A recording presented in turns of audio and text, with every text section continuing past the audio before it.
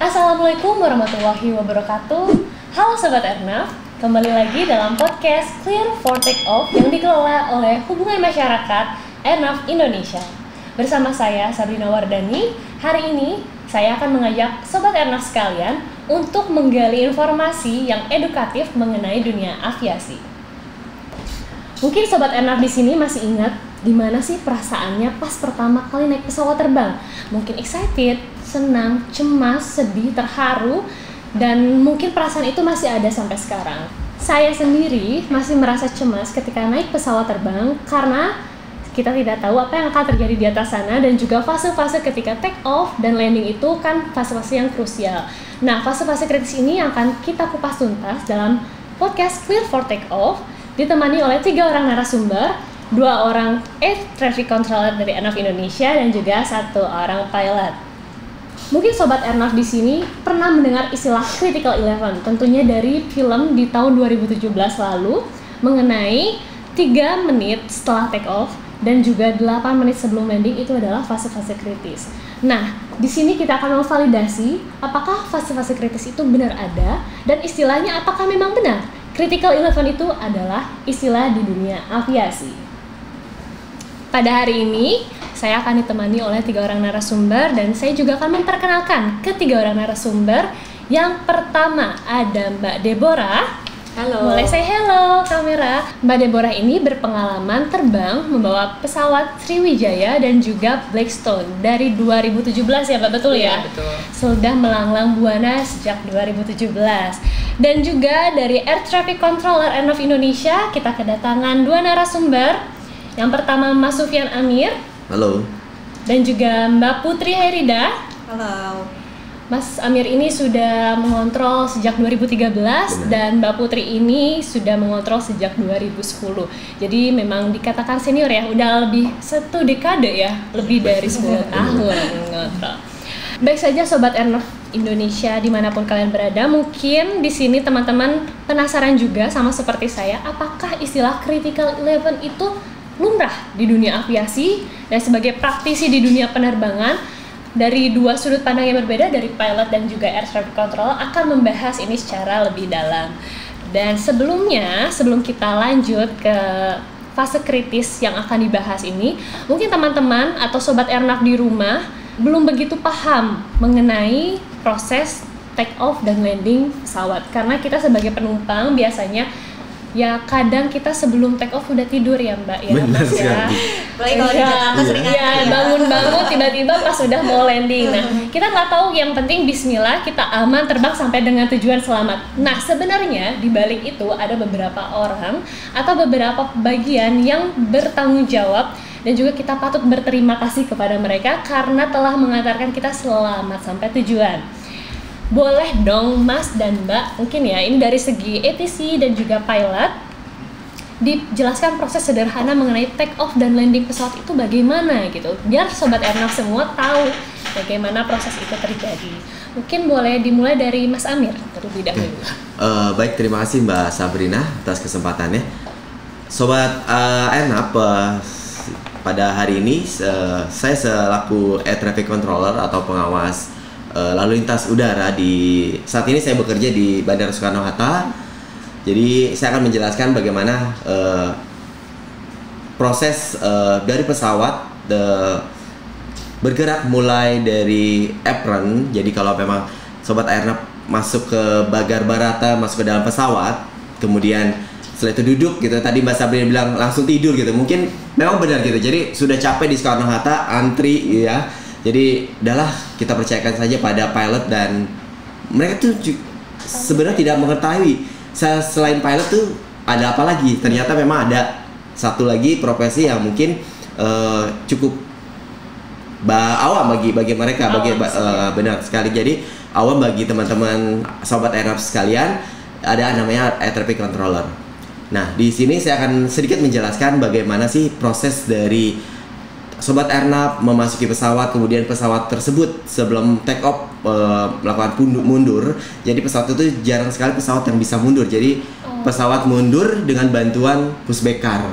Jadi sebelumnya pilot meminta perintah kepada ATC untuk siap melakukan perjalanan.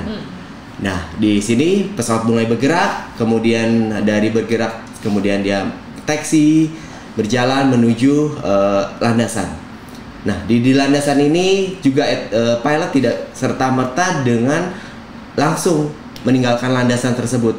Jadi pesawat minta juga perintah dari ATC. Ya, kalau memang sobat airnav mengetahui bahwa bangunan yang tinggi di bandara, tower itu, jadi pilot meminta perintah bahwa dia diizinkan untuk take off dari tower.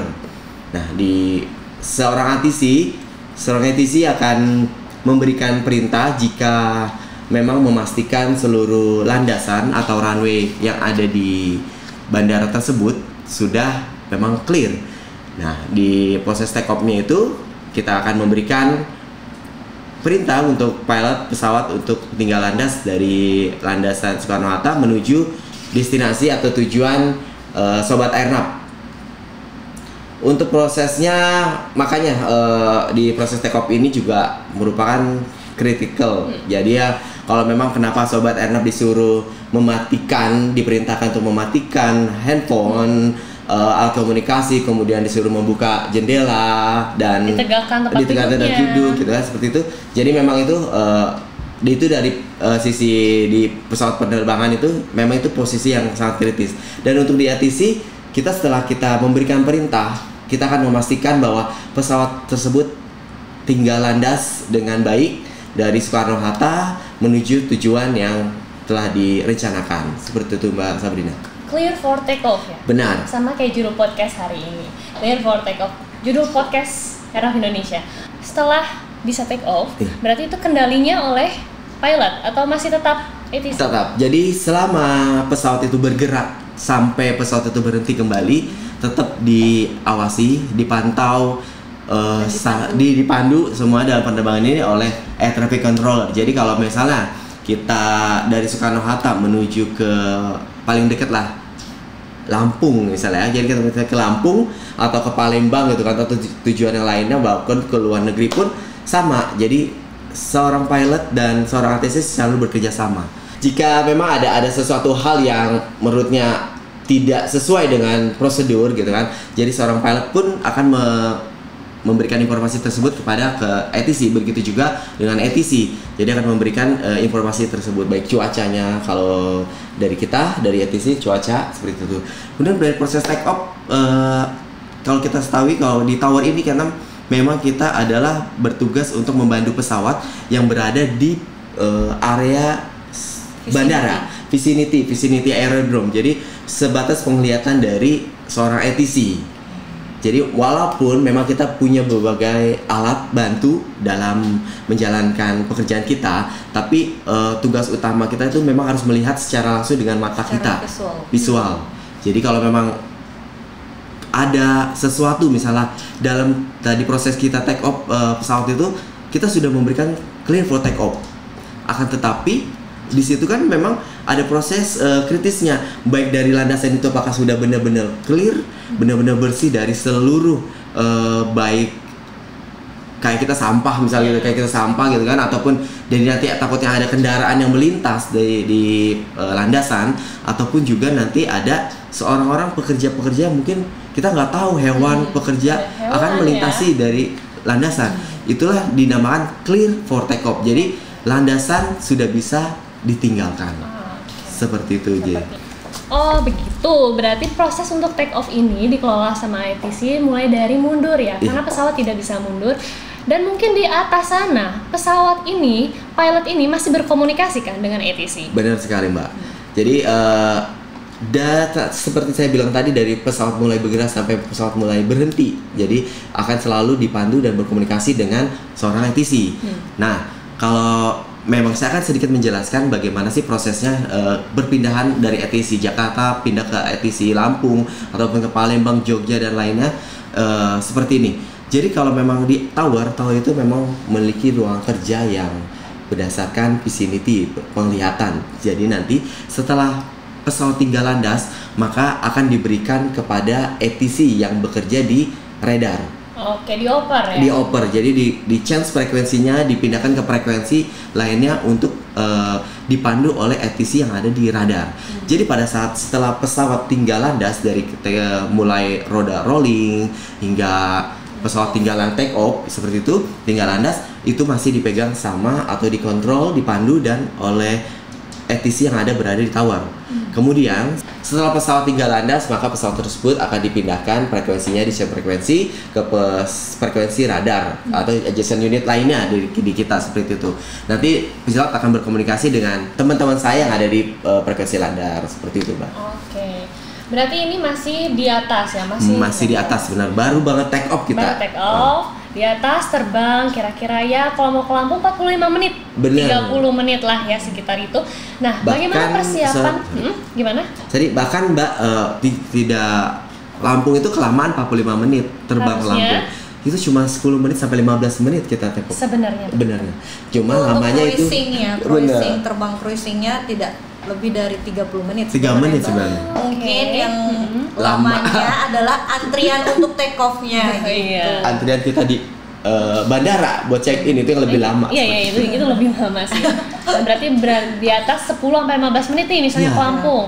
Tiba-tiba udah mau landing. Iya. Nah, proses landing itu sendiri bagaimana, Mas?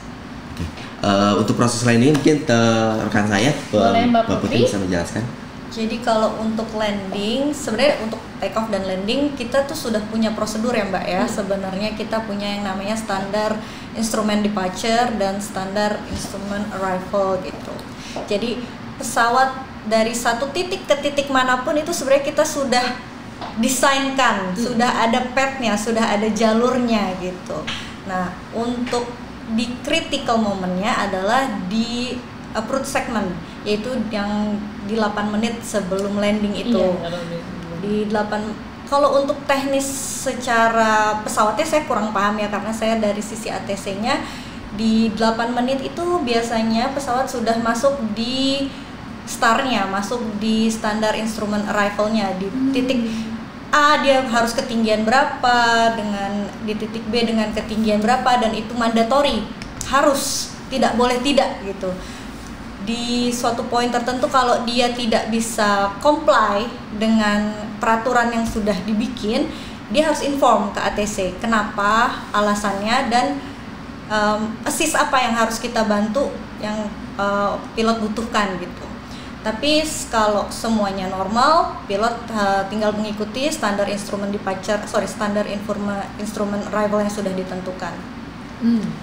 Dan di ketinggian tertentu, pilot juga sudah punya istilahnya apa ya, kalau bahasa awamnya patokan mungkin ya, di 3000 feet dia sudah harus bisa melihat apa, sudah bisa seperti apa. Mungkin Mbak Deborah yang bisa lebih menjelaskan secara teknisnya gitu Mbak. Oke, berarti itu proses landing ini kira-kira memakan waktu berapa lama sih, Mbak Putri? Kalau di 8 menit itu kurang lebih masih meninggalkan ketinggian jelajah ya Mbak ya. Mungkin meninggalkan ketinggian dari 20.000 kaki ya Mbak ya. Masih jauh banget. Masih jauh banget. Sebenarnya. Tapi itu udah kritis belum sih fase-fase itu tuh? Kalau menurut kita itu masih jauh, jadi belum sampai fase krisis. Fase krisisnya mungkin dari dia memang sudah siap untuk menyentuh landasan. Jadi kalau memang sebelumnya pilot itu memberikan informasi bahwa dia sudah berada di jalur untuk siap landing. Nah, disitulah kita memperhatikan dengan seksama gitu kan, bahwa dia udah siap nih landing. Secara space-nya, dari kita akan memberikan informasi anginnya dan landasannya dipastikan juga udah pasti bersih, agar nanti pesawat dan pilotnya tuh mendarat dengan mulus seperti itu. Jadi kalau memang 8 menit tadi kita itu cukup lama banget, jadi masih jauh sekali gitu kan. Masih jauh banget. Jadi kalau kita dari sini masih di Merak gitu kan, masih jauh sekali. Iya. Seperti itu. Jadi memang 3 menit setelah take off dan 8 menit sebelum landing mungkin itu bisa adjustable ya. Iya, adjustable. Bisa adjustable fase kritisnya itu bisa disesuaikan. Apalagi memang kalau memang Mbak Deborah di sini di take off tadi ya, di take off itu benar-benar memang kritis banget, karena di situ dari bahan bakar masih banyak, Terus kemudian beban juga masih banyak gitu ya, bawaan dari penumpang masih berat gitu kan. Jadi di situ loh kritis pada saat kan kalau kita awam nih, misalnya kita mau jalan aja lah, jalan dengan jalan yang tinggi terus kemudian kita akan lompat gitu kan, itu pun juga harus memiliki ancang-ancang tersendiri gitu ya, biar jangan sampai pendaratannya juga tidak bagus. Dan kita seorang pilot dengan pesawatnya itu juga mereka dengan banyak checklist tersendiri dari pesawat itu take off. Jadi pesawat itu jika memang tadi Mbak Putri udah bilang bahwa kita sudah ada pakemnya, udah ada patokannya dari take off pun, mereka pun juga akan memfollow gitu atau mengikuti pakem itu. Akan tetapi pesawat mungkin karena pesawat juga di sini dari darat menuju udara dengan kepadatan udara mungkin seperti itu yang berbeda dari darat ke udara, itu juga memberikan suatu penyebab misalnya dari pesawat itu susah mengikuti dari pakem yang ada. Makanya beberapa kejadian memang banyak sekali kejadian juga berapa persen, kalau saya pernah lihat dan kita baca itu sekitar 70% sampai di bawah 20% itu dari take off. 3 menit dari take off. Jadi pada saat proses take off itu hingga dia memang establish benar-benar sudah kalau kita penumpang itu tidak boleh meninggalkan kursi kita mau ke toilet misalnya sobat airnav itu nanti itu belum itu memang masih proses kritikal. Jadi jangan sampai dari nanti sobat airnav lagi naik pesawat tiba-tiba pengen ke toilet gitu kan, tiba-tiba guru langsung membuka seat beltnya. Itu jangan sampai ya. Ditahan dulu ya. Benar, sampai fasenya udah stabil. Jadi gitu. memang nanti kita ada lampu di kabin juga ada padang seperti itu juga, itu baru kita bisa melakukan aktivitas yang diperintahkan sama mugari atau mugara seperti itu. Oke, berarti ini udah selesai proses take off landing dari ATC atau masih ada lagi? Untuk landingnya masih ada. Jadi sebenarnya secara garis besar fungsi kita dari sisi air traffic controller dalam critical phase ini, kita memandu dan memastikan bahwa si pesawat-pesawat ini sudah mengikuti aturan yang sudah kita buat agar tercapai safety dan juga keteraturan.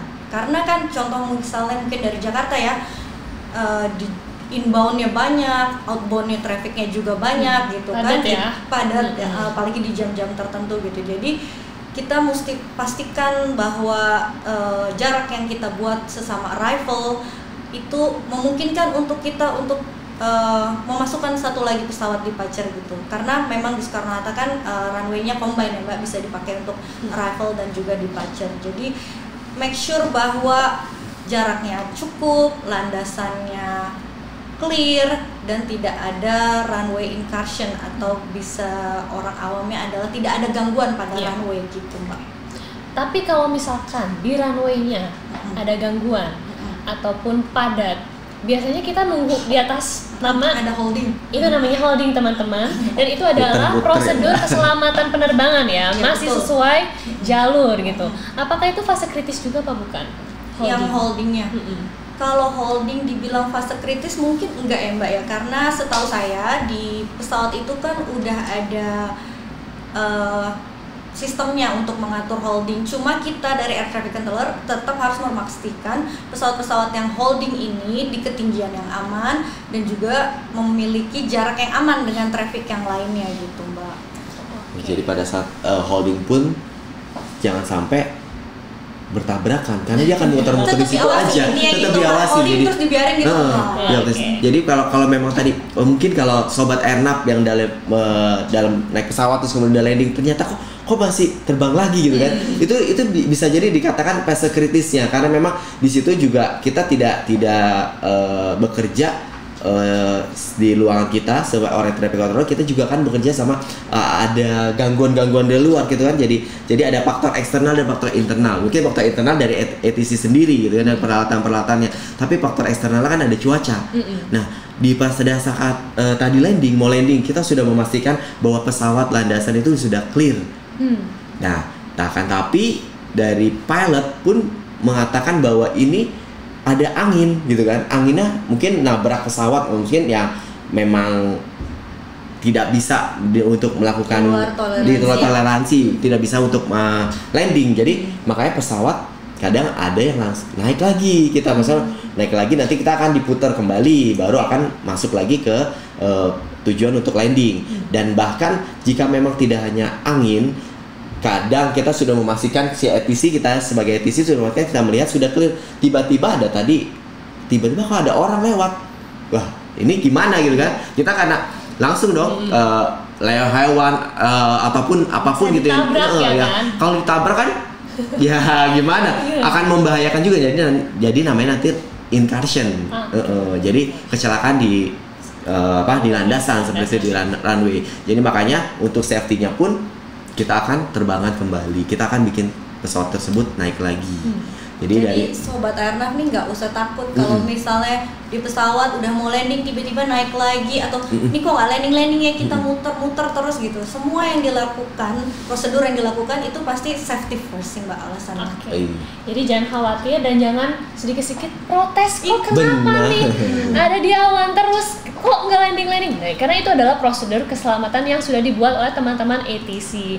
Pun dengan pilot ya, pilot pun sudah kayak mereka akan terus berkomunikasi demi menjaga keselamatan penerbangan sobat-sobat Airnav sekalian. Nah itu dia tadi sedikit penjelasan mengenai take off dan landing dari sudut pandang ATC. Dan sekarang juga kita kedatangan tamu dari pilot yang sudah melanglang buana dari tahun 2017 ya Mbak Deborah.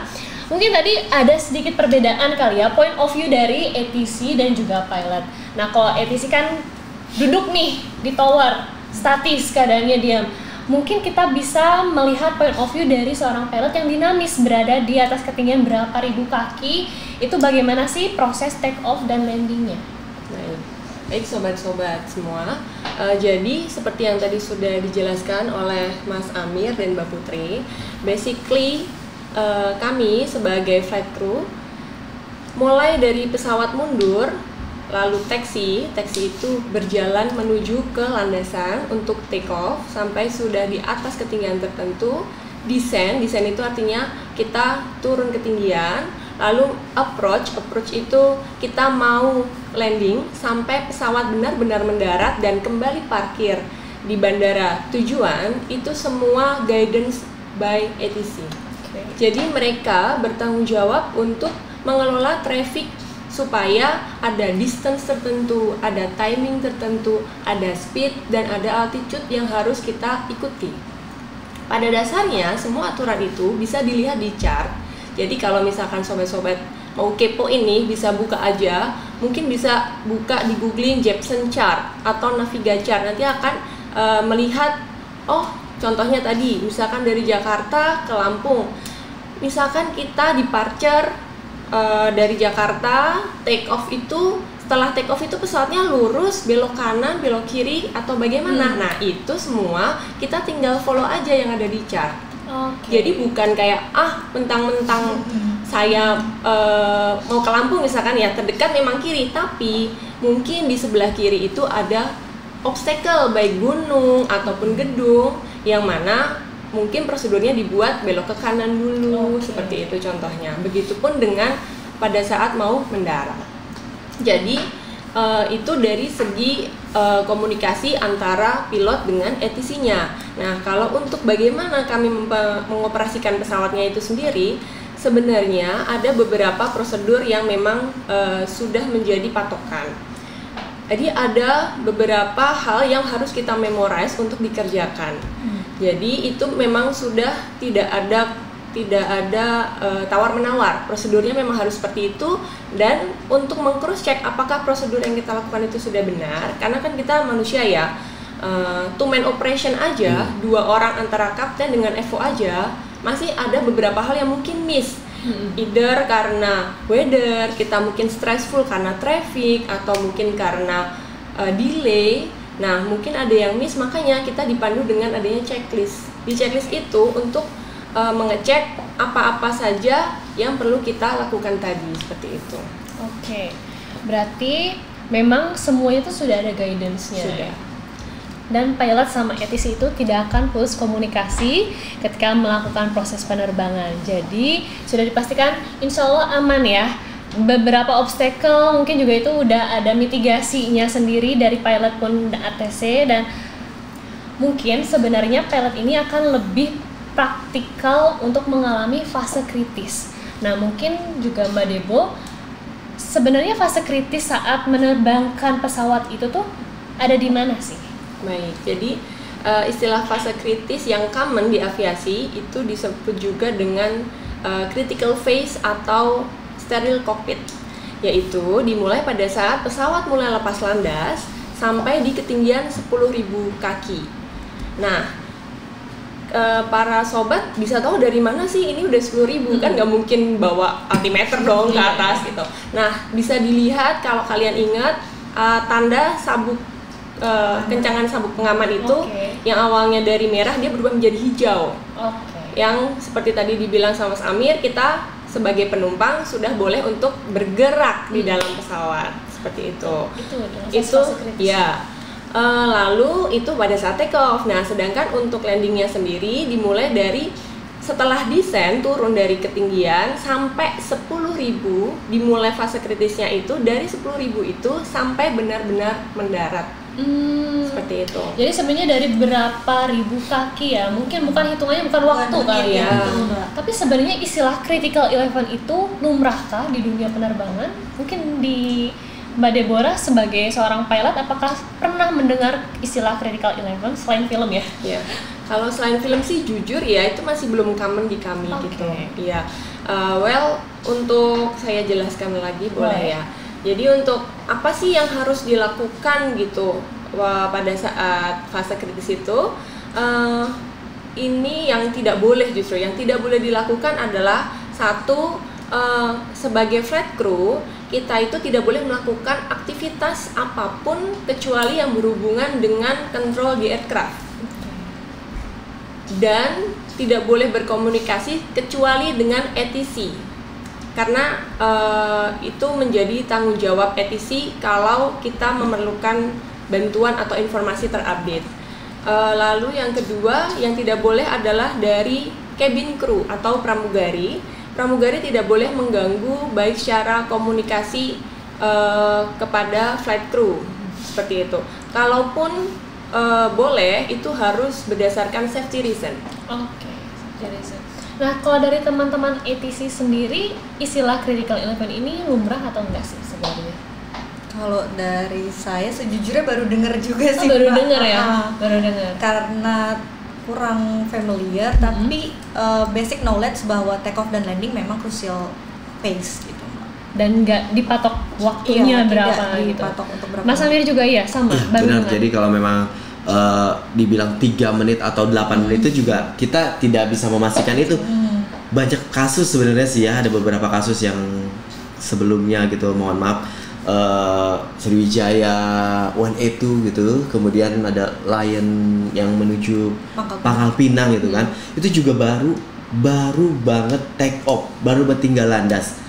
Akan tetapi dia mereport ke ATC, dia tidak bisa melakukan manuver. Nah setelah itu juga nggak tahu gitu kan, kita sebagai ATC kita hanya menerima informasi, kita memastikan bahwa pesawat itu masih ada di dalam monitor radar kita, jadi masih ada dalam cakupan radar ATC. Jadi jangan sampai pesawat itu hilang, karena kita juga punya batas waktu ya. Jadi kita di dunia penerbangan yang diatur sama Direktorat Navigasi dan Penerbangan pun juga seperti itu. Jadi ada waktu-waktu kapan si pilot terakhir komunikasi dengan kita, kemudian kita akan menghitung tersebut. Jadi kalau jangan sampai dalam batas waktunya, misalnya pilot terakhir komunikasi dengan kita di menit 30. Nah, kita berapa lama kita harus memastikan ini pilot dan pesawat itu masih ada di radar kita. Jadi itu ada fase-fasenya dari inserva, distrespa, sama inserva. Seperti itu. Jadi Mbak, sobat Airnav pun sebenarnya sih jangan takut. Sebenarnya itu kita percayakan tadi benar berdoa. Makanya di sebelum take off kita dilakukan berdoa. Ya seperti itu. Jadi berdoa, kemudian pasrahkan pada diri kita, pada pencipta kita, Tuhan Yang Maha Esa, kemudian dan percayakan hal tersebut pada pilot dan kami gitu kan, si ATC.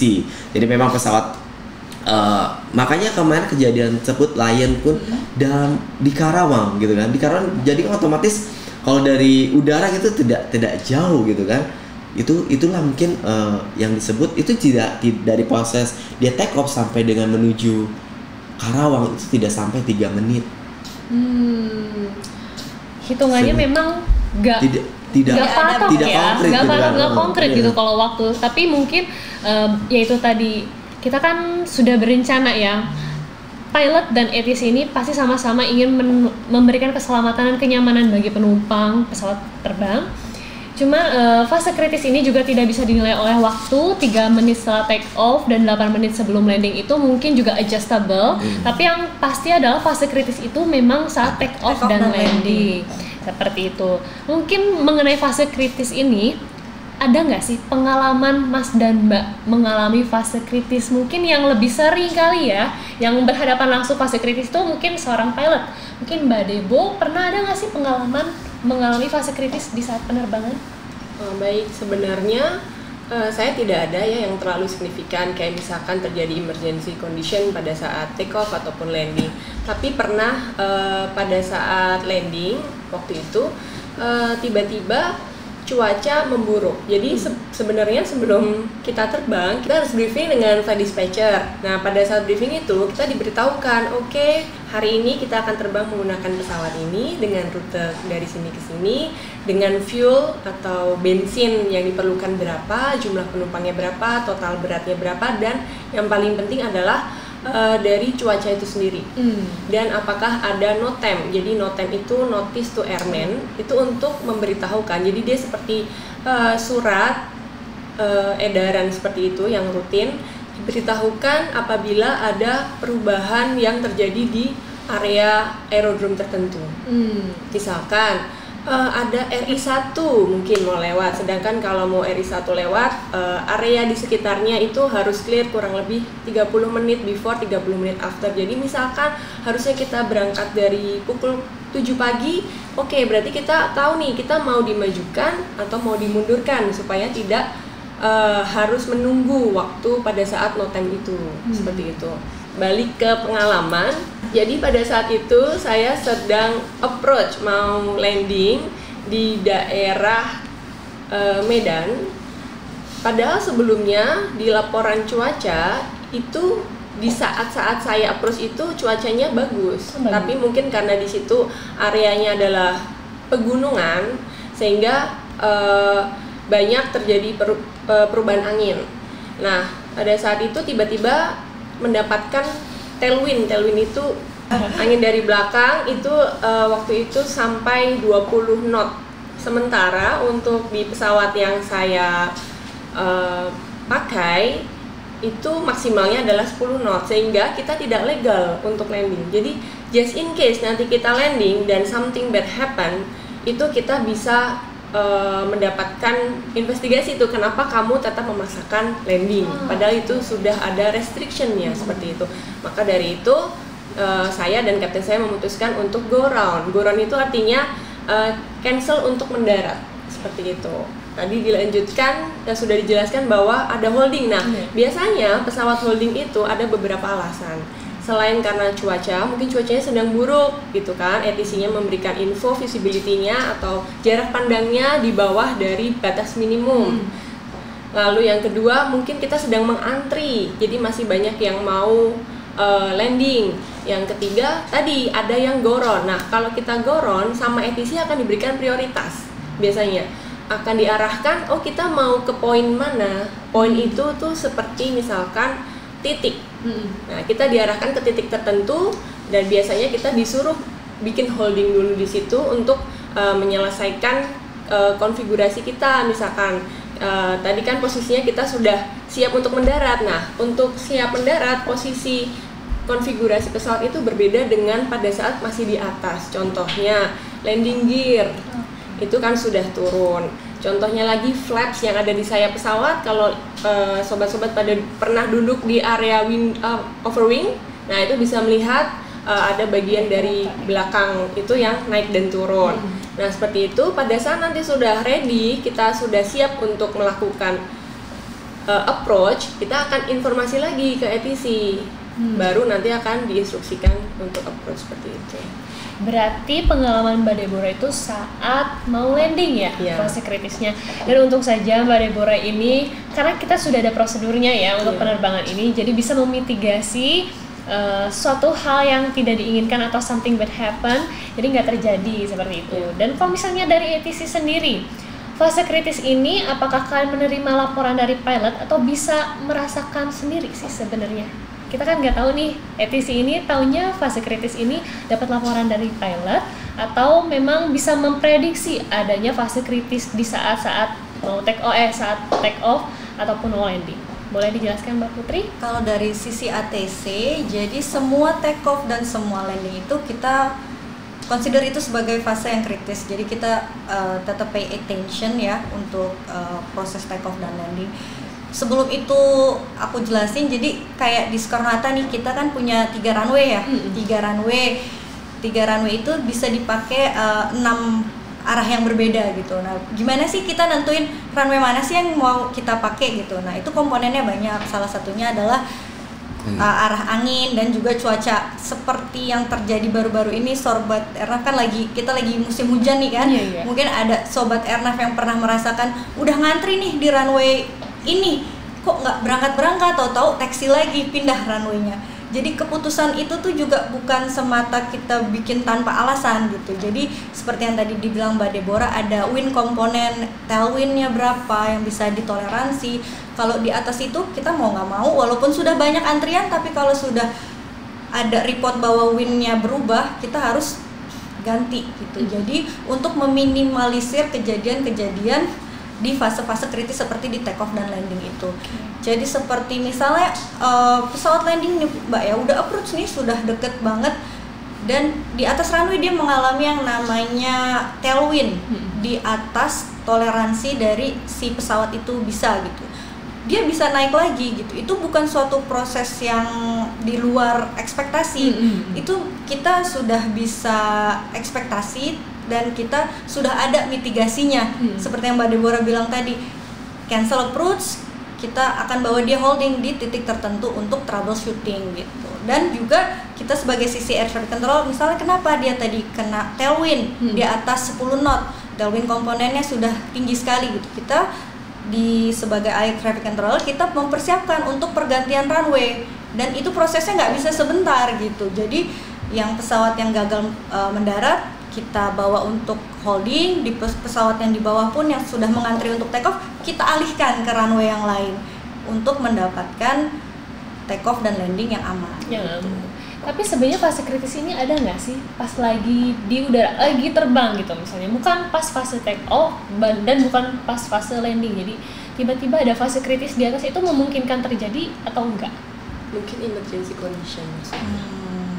Kalau di atas ya, otomatis ya on route, jadi mereka seorang pilot atau pesawat itu juga sudah posisi terbang enak lah gitu kan, standar, jadi stabil lah, bisa jalan-jalan, supaya itu bisa jalan-jalan gitu. Jadi ya sebenarnya sih tidak ada kali fase kritisnya, cuma memang kita balik lagi unexpected dari faktor eksternal, mungkin cuaca lagi penerbangan, ada CB, awan cumulonimbus itu, otomatis kan pesawat itu juga harus turun, kemudian ada microburst di udara, misalkan di ketinggian tertentu, yang memastikan memang ada beberapa kasus itu juga pernah kita dengar atau kita baca itu, jadi langsung turun.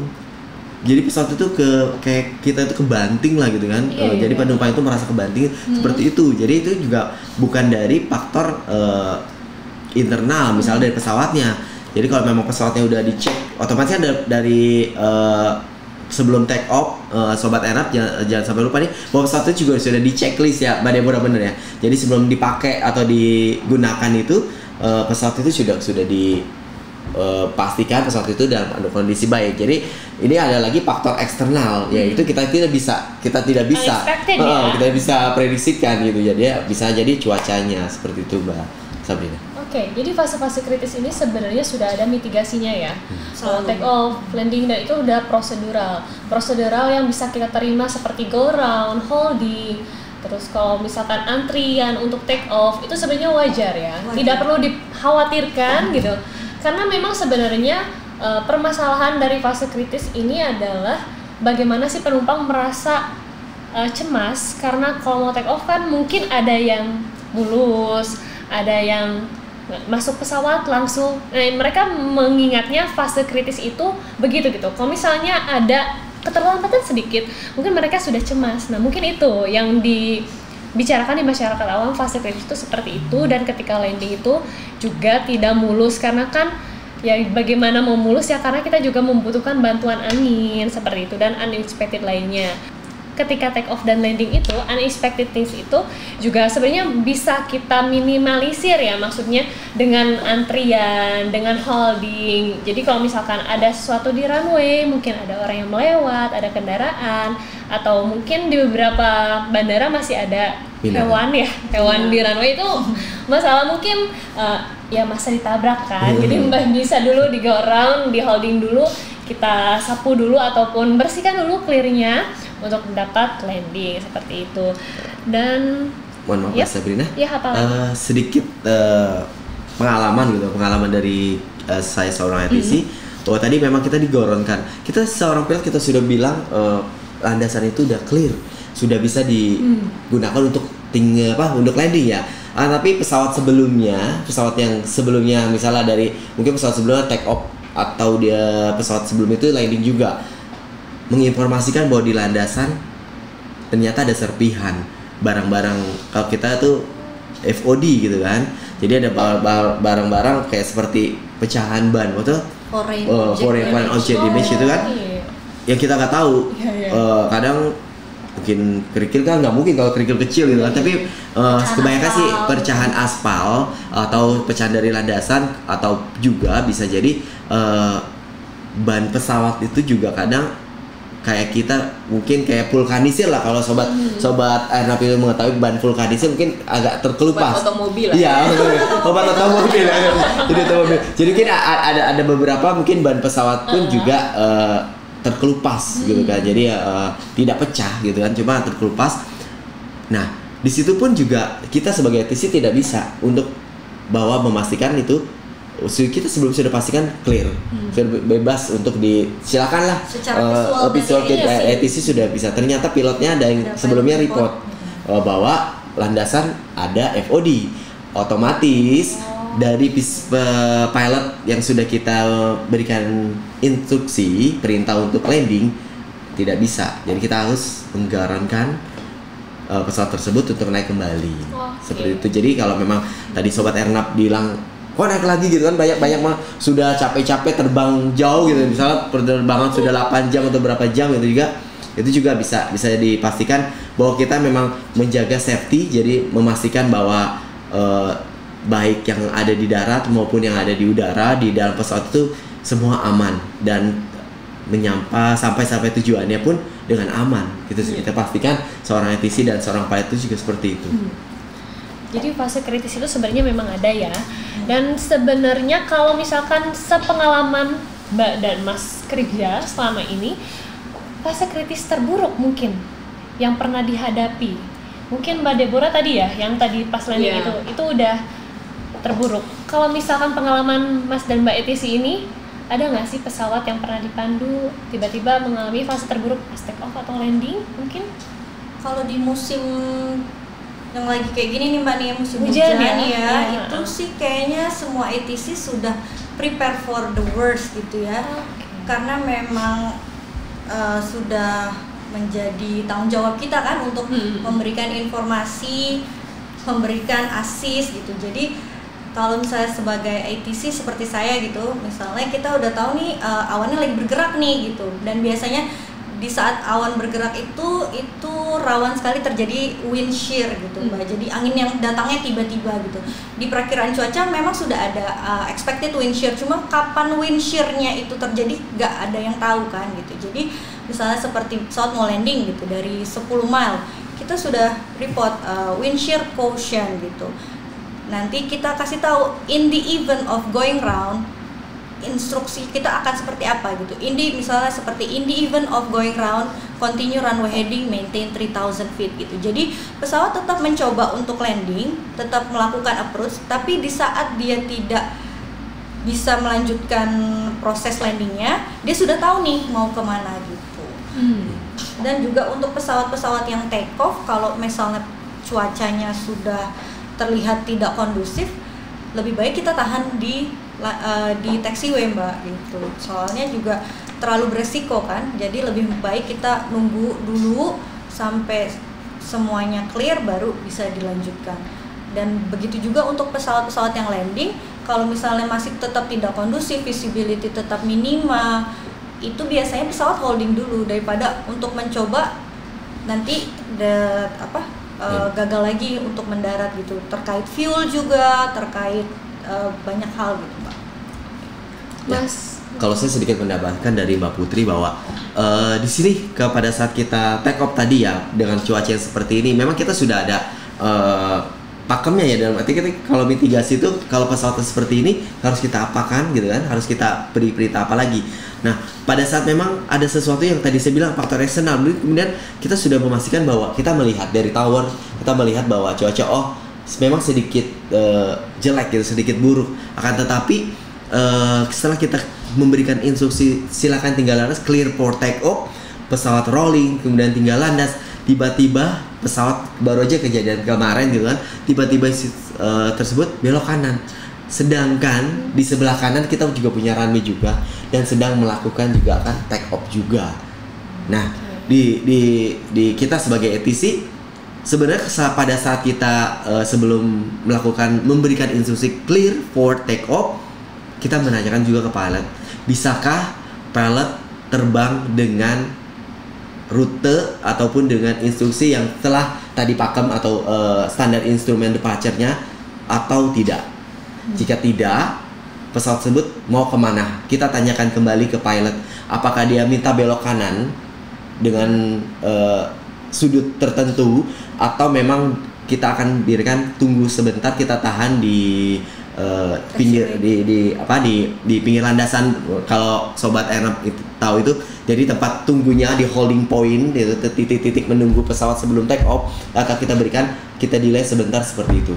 Jadi kalau memang nanti pilot bilang kita tidak bisa melakukan take off dengan memfollow atau mengikuti standar instrumen departure, oleh karena itu seorang pilot akan memberikan kita sudut berapa dia akan belok. Nah, jadi untuk kemudian ada lagi pesawat yang di runway sebelahnya, itu kita harus pastikan dengan teman kita saat itu dalam bekerja, kita komunikasikan.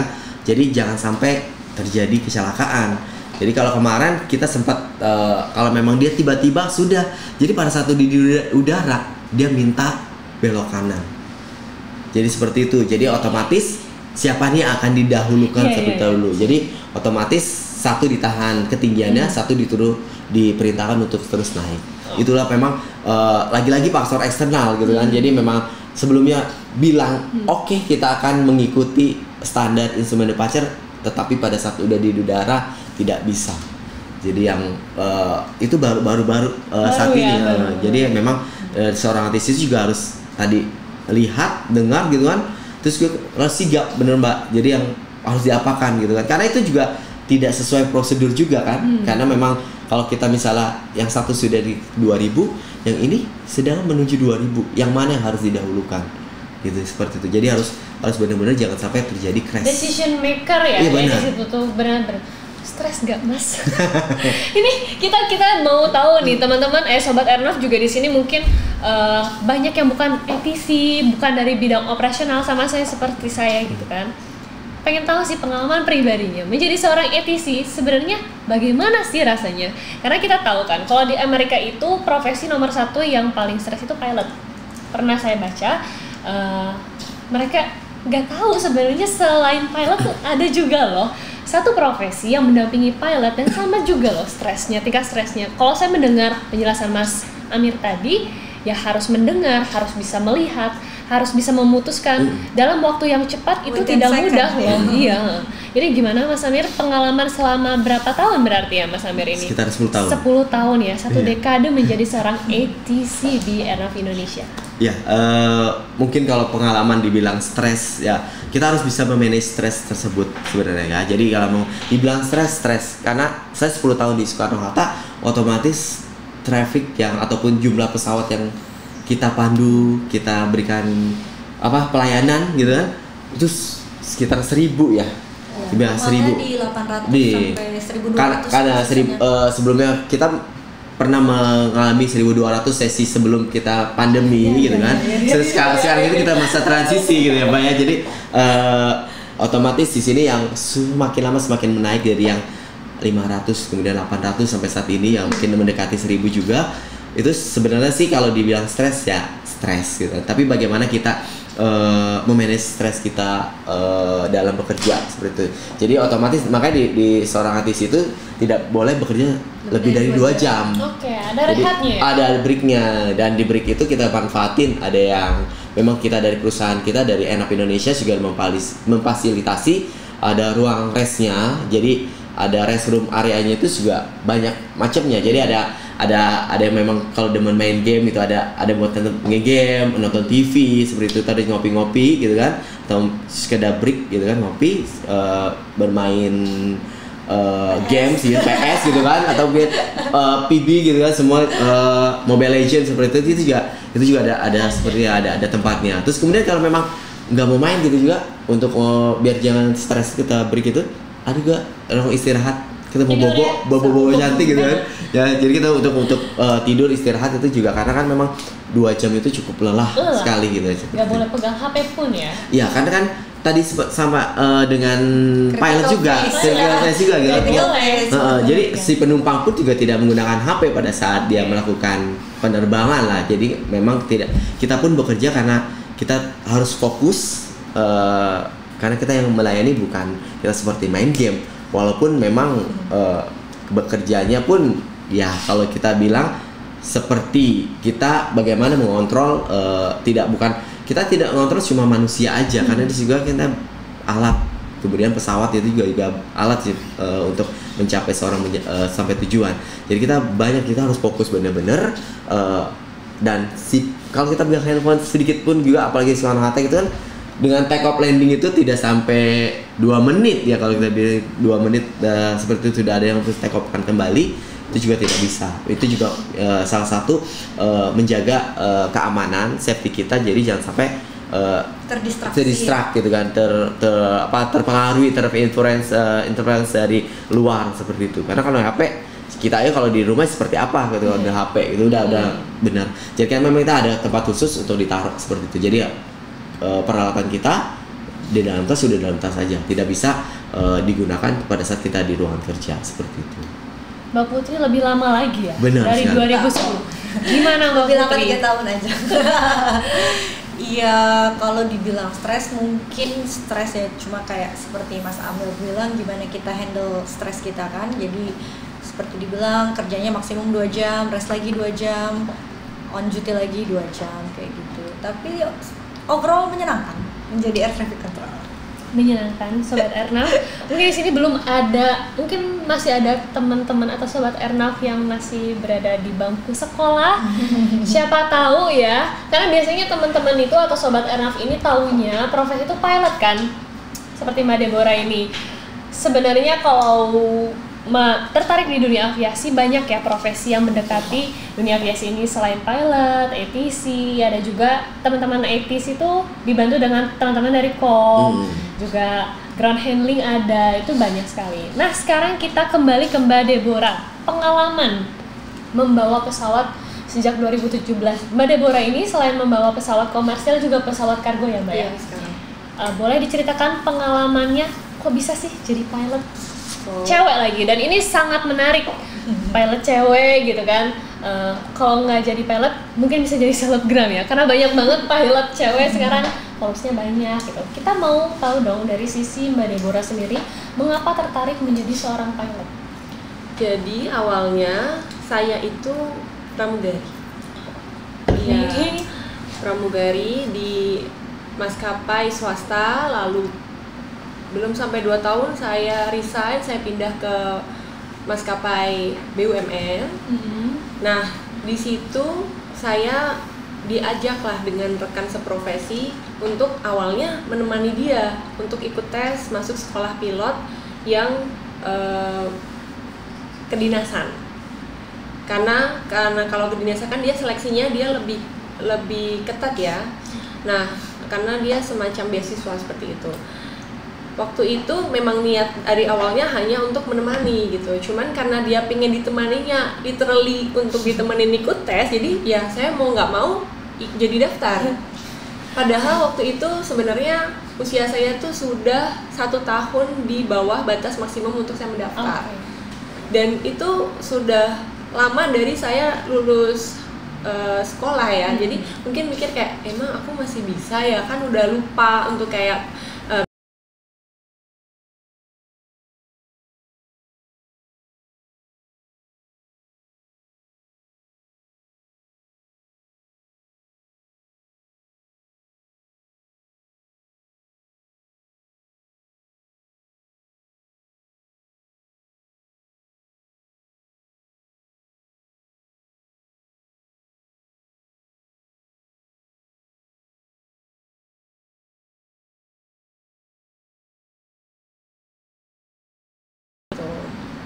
jadi Biasa awalnya gitu. emang coba-coba nih. Biasa gitu ya. Iya. Saya pengalaman Mas Amir juga. Iya. Biasa begitu memang. Terus akhirnya sekolah di namanya adalah STPI Curug. Itu kurang lebih 3 tahun. 3 tahun setelah itu saya dapat beasiswa buat sekolah multi engine, jet engine, dapat Boeing 737 Next Generation. Itu di Curug juga karena di sekolah itu mempunyai fasilitas flight simulator Boeing dan Airbus. Ada 10 orang yang terpilih. Nah, kebetulan saya itu satu-satunya perempuan yang masuk ke 10 itu. Dimana yang 9 lainnya ini after selesai mengambil rating, mereka sudah di hire oleh perusahaan swasta tertentu. Tapi mungkin kebetulan pada saat itu perusahaan tersebut tidak menerima karyawan pilot perempuan. Jadi hanya saya aja yang waktu itu masih ibaratnya masih belum ada tempat gitu ya, masih lontang-lantung. Tapi gak begitu lama akhirnya saya ada tawaran buat interview di perusahaan awal saya bekerja. Nah, mulailah dari situ saya akhirnya pindah-pindah. Gimana pengalaman menjadi seorang pilot perempuan? Stresnya, tingkat stresnya dari skala level 0, 50, 100, mungkin ada di level berapa ya? Karena perempuan itu kan mau nggak mau berjibaku dengan emosi ya, dengan perasaan, mengutamakan emosi daripada pun ada fase-fase perempuan kayak menstruasi itu mempengaruhi nggak sih sebenarnya? Nah, kebetulan saya bukan tipe yang terpengaruh dengan PMS itu. Itu kan lebih ke hormonal ya. Tapi saya nggak, mungkin karena juga emang waktu di sekolah kedinasan itu udah terbiasa untuk surrounded by men gitu ya. Jadi udah biasa untuk gimana sih cara kita bersosialisasi dengan rekan tapi pria. Tapi lebih kepada stresnya adalah untuk ini. Saya tuh nggak biasa untuk main game yang motorik atau muscle memorinya itu bagus gitu. Jadi waktu awal-awal menerbangkan pesawat itu saya effortnya mungkin 2 kali lebih besar daripada teman-teman saya yang cowok yang mereka biasa main games. Karena mungkin sobat-sobat juga pernah nyobain ya, ada aplikasi flight sim di laptop, bisa di-download juga aplikasi itu.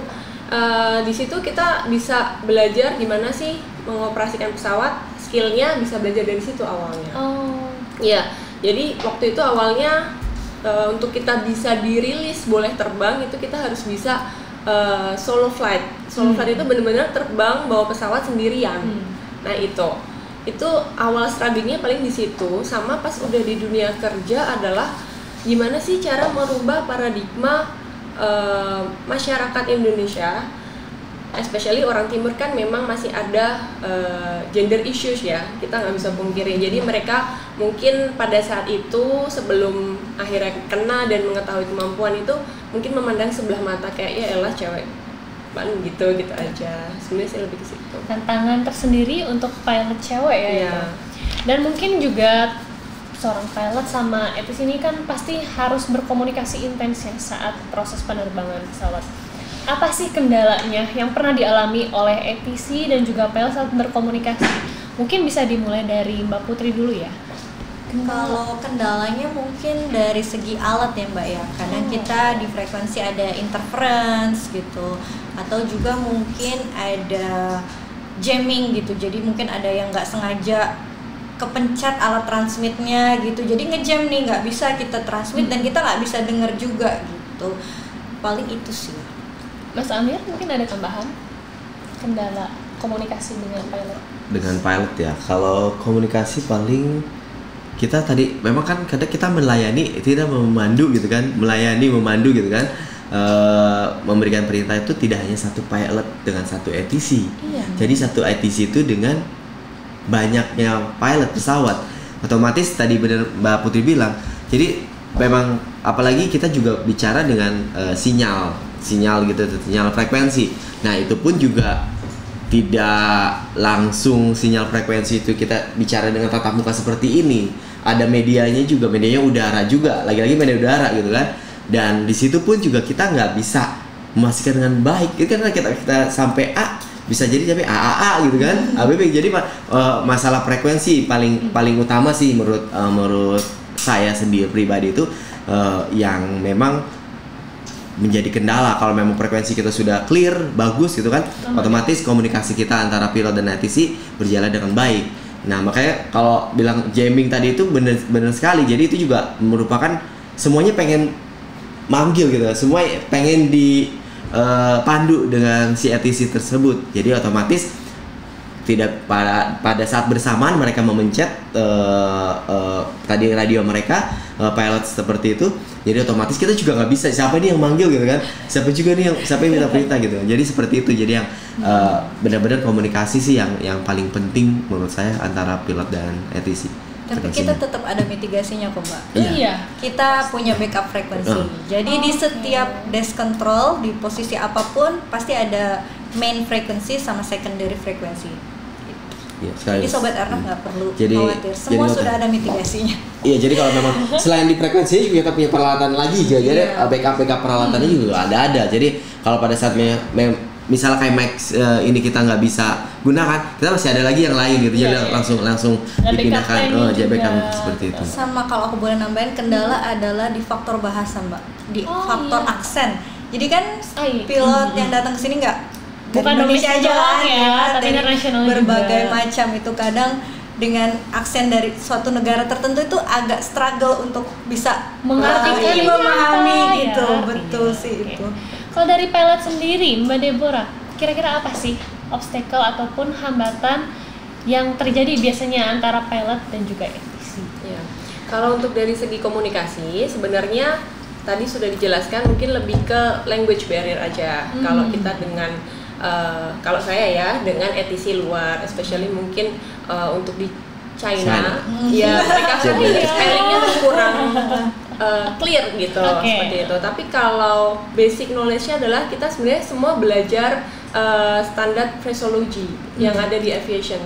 Jadi misalkan saya manggil Mbak itu ada caranya. Saya manggil nama Mbak dulu, Mbak Syafira, ini Deborah.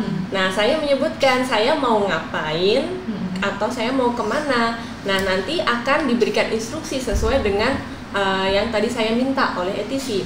Nah tadi kalau misalkan dibilang mungkin ada miskomunikasi gitu kan, karena mungkin ngomong saya nggak jelas. Nah nanti ada prosedur lagi namanya readback. Setelah permintaan saya di approve, saya harus mengulangi kata-kata dari ATC itu supaya ATC-nya itu acknowledge atau memahami bahwa saya sudah paham dengan instruksi yang diberikan ATC. Instruksinya sudah clear, akan saya lakukan seperti itu.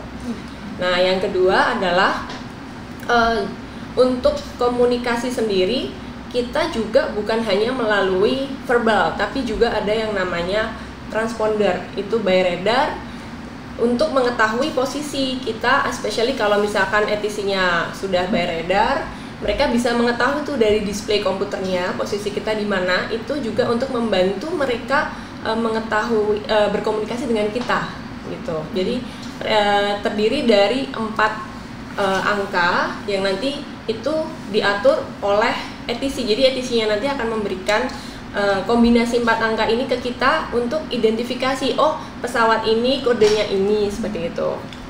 Dan ada juga distress communication itu kita bisa jadi misalkan saya nih tidak bisa berkomunikasi dengan ETC secara verbal karena mungkin tadi ada yang jamming, jadi saya nggak bisa masuk, atau saya di luar dari area frekuensi yaitu jangkauan. Bisa chatting WA ya, bisa lewat transponder. Kita bisa nge-broadcast di frekuensi 121.5. Emergency itu untuk emergency frekuensi seperti itu. Itu pasti kritis juga nggak sih kalau misalnya nyampe ke si emergency? mau menggunakan frekuensi tersebut. Sebenarnya juga kita emang harus aware juga dengan frekuensi tersebut. Jadi memang ada beberapa pesawat nanti yang menggunakan frekuensi tersebut. Ini ada apa? Jadi kita memang dari di peralatan kita itu juga sudah kita pasang. Maksudnya kita pastikan itu kalau memang dia berbunyi ataupun dia ada yang manggil dari mana. Kan kita udah ada di frekuensi misalnya tadi 1/1 decimal 75 gitu, kita berada di frekuensi tersebut. Tetapi kemudian ada lagi frekuensi emergensi yang berbunyi. Ini ada apa? Jadi kita memang harus memastikan itu aware dengan frekuensi tersebut, seperti itu. Juga kemudian kalau memang tadi ada komunikasi, ada lagi tadi memang ada namanya chatting gitu. Chatting. Bener chatting.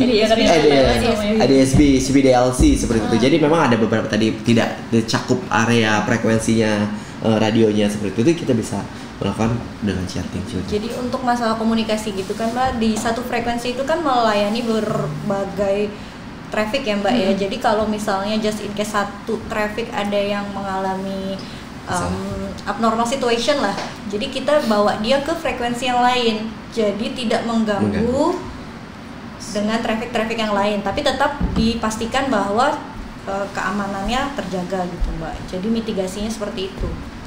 Nah, itu dia Sobat Airnav, perbincangan saya dengan teman-teman ATC dan juga pilot yang membahas mengenai fase kritis atau critical 11 di dunia penerbangan. Dua profesi yang riskan tadi, ATC dan pilot ini sama-sama mengelola stres yang baik demi menyelamatkan teman-teman ketika terbang dari satu tujuan ke tempat lain. Itu memiliki beberapa prosedur atau mitigasi keselamatan penerbangan yang sebaiknya teman-teman ketahui. Jadi sebenarnya fase kritis itu memang ada teman-teman, tapi istilah critical 11 itu tidak lumrah di dunia penerbangan. Fase kritis itu memang terjadi saat take off dan landing. Makanya fase kritis saat take off dan landing ini, saat teman-teman naik pesawat terbang, itu memang diberikan prosedural khusus seperti menegakkan sandaran duduk, kemudian membuka jendela dan juga melipat kembali meja, dan tidak boleh kemana-mana untuk mengecahkan sabuk pengaman. Itu adalah prosedural saat fase take off dan landing yang disebut dengan fase kritis ataupun momen-momen beresiko di saat terbang. Dan juga critical 11 ini adalah istilah yang tidak lumrah di dunia penerbangan, tapi lebih dikenal dengan istilah critical phase ataupun sterile cockpit oleh teman-teman ATC dan juga pilot. Fase kritis ini tidak terpaut dengan waktu, jadi istilah 3 menit setelah take off dan 8 menit sebelum landing itu mungkin bisa adjustable, tidak tergantung dengan waktu, tapi saat take off dan landing itu memang adalah fase-fase yang kritis. Namun, fase kritis itu dapat dimitigasi dengan baik oleh teman-teman ATC dan juga pilot, karena concern teman-teman ATC dan pilot ini adalah mengantarkan Sobat Airnav yang menempuh perjalanan menggunakan pesawat sampai di tempat tujuan dengan selamat. Dan juga ada mitigasi seperti go around ataupun holding dan juga mengantri saat akan take off, itu adalah sesuai dengan prosedur keselamatan penerbangan. Jadi Sobat Airnav tidak perlu khawatir apabila kalian tetap ada di udara ataupun lama banget nih ngantrinya gitu, karena itu adalah sesuai prosedur keselamatan penerbangan dan tidak akan membahayakan. Fase-fase kritis itu akan dapat berjalan dengan smooth ataupun dengan lancar apabila teman-teman tidak panik ketika menjadi penumpang pesawat terbang dan percayakan kepada pilot dan juga ATC dan tentunya kepada Tuhan Yang Maha Esa. Nah, Sobat Airnav, demikian podcast Clear for Takeoff untuk kesempatan kali ini. Episode kali ini saya ditemani oleh Mas Amir, Mbak Putri, Mbak Deborah. Kami ucapkan terima kasih banyak atas waktunya untuk menyempatkan datang ke podcast Clear for Takeoff. Dan untuk Sobat Airnav di rumah, jangan lupa tonton terus podcast kita dan sampai jumpa di podcast selanjutnya. Clear for Takeoff. Dadah!